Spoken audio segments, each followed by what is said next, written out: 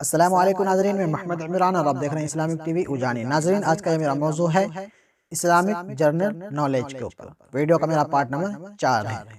چلیے شروع کرتے ہیں سوال اور جواب کا سلسلہ۔ سوال ہے، اسلام کے تبلیغی سفر میں کہاں کے کافروں نے حضور صلی اللہ علیہ وسلم پر پتھر برسا کر آپ کو لہو لہان کر دیا تھا، پھر بھی آپ نے ان کے لیے ہلاکت کی دعا نہ فرمائی؟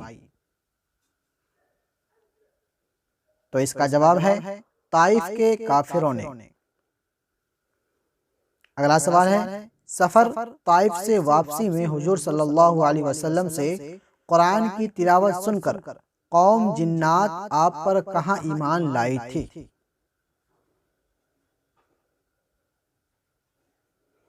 تو اس کا جواب ہے وادی نخلا میں، جہاں آج مسجد جن ہے۔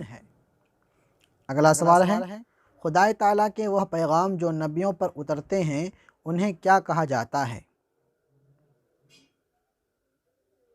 تو اس کا جواب ہے وحی۔ اگلا سوال ہے، سب سے پہلی وحی کہاں نازل ہوئی؟ تو اس کا جواب ہے غار حرا میں۔ اگلا سوال ہے، سب سے پہلی کون سی آیت نازل ہوئی؟ تو اس کا جواب ہے اقرأ۔ اگلا سوال ہے، اعلان نبوت سے پہلے حضور صلی اللہ علیہ وسلم کہاں عبادت کرتے تھے؟ تو اس کا جواب ہے غار حرا میں۔ اگلا سوال ہے، حضور صلی اللہ علیہ وسلم پر سب سے پہلی وحی کس مہینے اور کس تاریخ کو نازل ہوئی؟ تو اس کا جواب ہے رمضان کی 7 تاریخ دوشنبہ کو۔ اگلا سوال ہے، مسلمانوں کے قبلہ اول کا کیا نام ہے؟ تو اس کا جواب ہے بیت المقدس۔ بیت المقدس کو مسجد اقصی بھی کہا جاتا ہے۔ اگلا سوال ہے، حضور صلی اللہ علیہ وسلم نے قبلہ اول بیت المقدس کی طرف رخ کر کے کتنی دنوں نماز پڑھی؟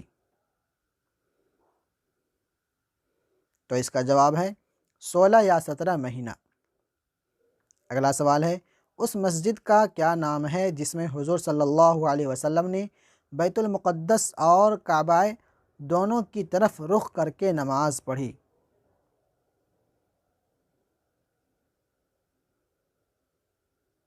تو اس کا جواب ہے مسجد قبلتین۔ اگلا سوال ہے، بیت المقدس کی بنیاد کس نے ڈالی تھی؟